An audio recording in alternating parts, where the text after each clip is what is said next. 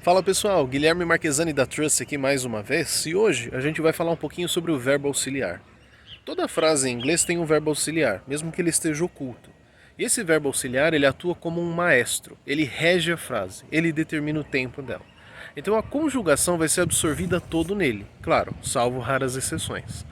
Então, por exemplo, quando a gente tem uma frase simples com o verbo be, no caso I am happy, é o próprio verbo be que determina esse tempo, am, no presente. E eu posso colocá-lo no passado para jogar a frase para o passado. I was happy.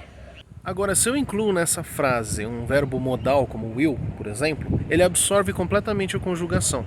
E aí o be, ele se torna submisso ao will. E você escreve I will be happy. Be está aí ainda, mas como verbo da frase apenas. Ele perde essa função de auxiliar.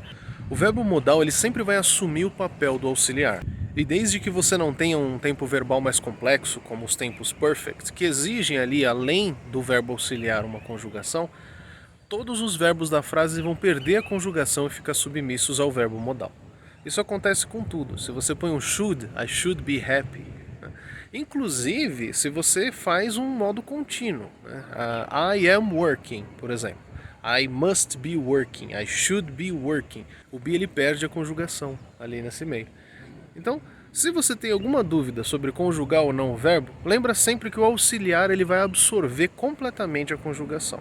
E você só vai conjugar o verbo mesmo se não tiver auxiliar visível na frase. Como é o caso dos afirmativos no presente e no passado. Como é o caso dos afirmativos na terceira pessoa do presente e de todas as pessoas do passado. She works. I worked. Ele está conjugado, mas a partir do momento que o auxiliar aparece na frase, perde a conjugação. Does she work? Did you work?